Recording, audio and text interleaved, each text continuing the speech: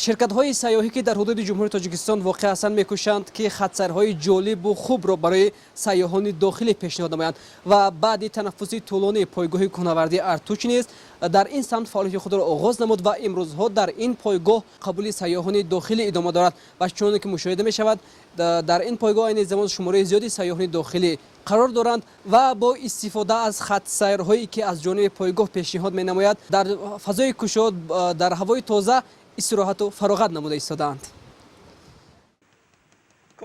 اسد امیدوف ساکن شهر خوجند بوده 5 سال این جانب همساله در پایگاه کوهنوردی ارتوچ که در شهر پنجکن واقع است استراحت و فراغت می نماید.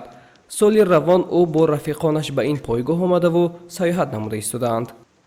رفیقانم موضوع سیاحت بر اومدن سیر و سیاحت تماشای کوه و کوه زیبا است. از بس که من دیروز خودم سفر کرده بودم و یا امروز بر اومدن و امروز همچون نوادار برای اونا خوراک تیار خوراک چوش تیار می‌کنم. با گفته این همصحبت ما صاحب استقلالی و وحدت کشور باعث شد که ساحه سیاحی که تاجیکستان در این سمت دارای امکانیت و ذخیره‌های بای است با سرعت رشد نماید، ولی اکثری باشندگان کشور از این امکانات‌ها به طور ضروری آگاه نیستند و شاید این است که سیاحت داخلی نه آنقدر رشد نموده است. ولی سال روان وضعیت پاندمی به ساحه سیاحی تاثیر گذاشت و در این زمینه توجه اهالی اساساً به سیاحت داخلی روانه گردید.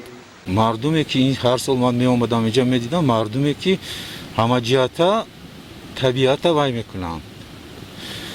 یک زمره به طبیعت یک حسی احترام دارند. همش ماموریت تشکیل کردگی است. همش تازه آزاده همه چیز وای ما کوشش میکنند که همین چی باشه تازگی روایت شود. خارجی هم همین خیلی دم میگیرد پاوتکا میزنند وای میکند یگان چیزی وای نیست. ما نمیخوریم دریا میپرتیم فکر نمیکنیم که ما پایونا با آدما آب بنوشند چی است وای میکنند یک باعث یک سر زدن دیگر کسلی میگرد.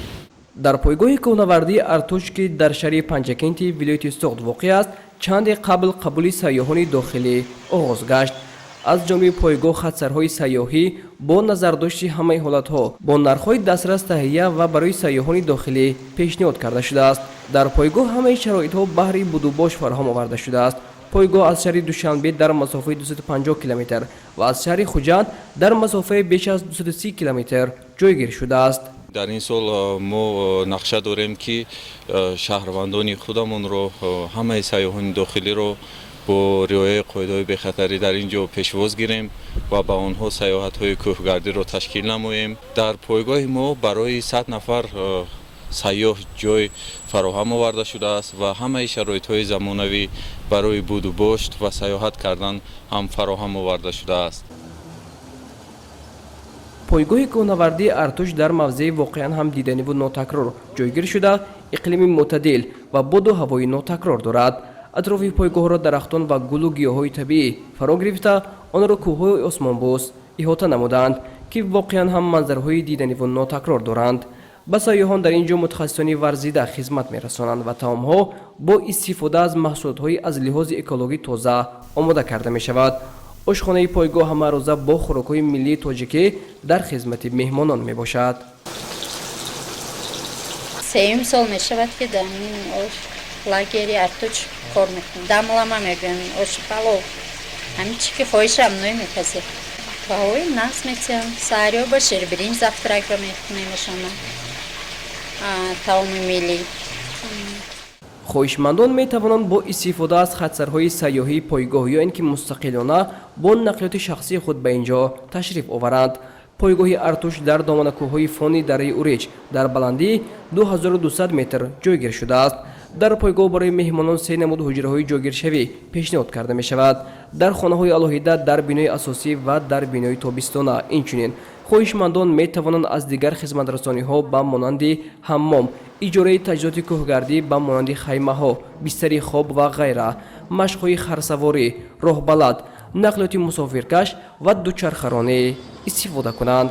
ما نیاز داریم که تلی 4 روز یعنی 6 شبانه روز در اینجا سیاحت کنیم و ما نیاز داریم که با کل‌های کلان کلی چقدر سیاحت رویم دام گیریم و باز به شهر خود برگردیم. مقصد این آگاه نمودن یعنی دیدن از همین طبیعت تاجیکستان با هوای تازه ва саломати худро барқарор карда мебошад. бо назардошти вазъияти ба амал омада вобаста ба роҳҳои пешгирии вируси сироятӣ таъмини фаъолияти мунтазами низоми назорати санитарии эпидемиологии мамлакат ҳангоми хизматрасониҳои сайёҳӣ ва омаду рафти сайёҳон дар вазъи хавфи бемории COVID-19 дар пойгоҳи кӯҳнавардии Артуч қоидаҳои беҳдошти ҷиддӣ риоя карда мешавад. дар пойгоҳ баҳри баланд бардоштани маърифати тиббию беҳдоштӣ низ чораҳои зарурӣ андешида шудааст. баъд аз фаро гирифтани тамоми ҷаҳон бо вируси сироятии COVID-19 албатта бисёр ширкатҳои туристӣ ва ҳамаи ҷойҳои истироҳатӣ дарҳои худро бастанд барои пешгирӣ намудани ин беморӣ ва мо ҳам бо супориши ҳукумати мамлакат як 10 рӯз пеш корро сар намудем бо риояи ҳамаи қоидаҳои бехатарӣ ва санитарӣ ҳамаи меҳмононро пеш аз омаданашон бо ҳароратсанҷак ҳароратҳояшонро месанҷем ва онҳоро ба ин ҷо марҳамат мегӯем. боиси зикр аст ки дар ин мавзеъ деҳаҳои Артуч, Мадовра ва Якахона ҷойгир аст ки шумораи зиёди аҳолӣ дар ин деҳаҳо умр ба сар мебаранд. пойгоҳи Артуч ба макони ҷойгиршавӣ муфид барои истироҳаткунандагон имконият медиҳад то онҳо дар баробари сайёҳат ва истироҳату фароғат ба кӯҳгардӣ низ машғул шуда тамрини бадан намоянд. аз пойгоҳ то кӯли Чуқурак 40 дақиқа роҳ аст ва кӯли Калон дар масофаи 7 километр ҷойгир мебошад ки хоҳишмандон метавонанд бо тай намудани масофаи муайян аз ин мавзеъҳои тамошобоб ва табиати бешту осон низ дидан намоянд. яке аз ҷолибиятҳои асосии сафар ба ин мавзеъҳо дар баробари кӯҳгардӣ ва ғайра маҳз тамошои кӯлҳое мебошад ки дар боло зикр намудем.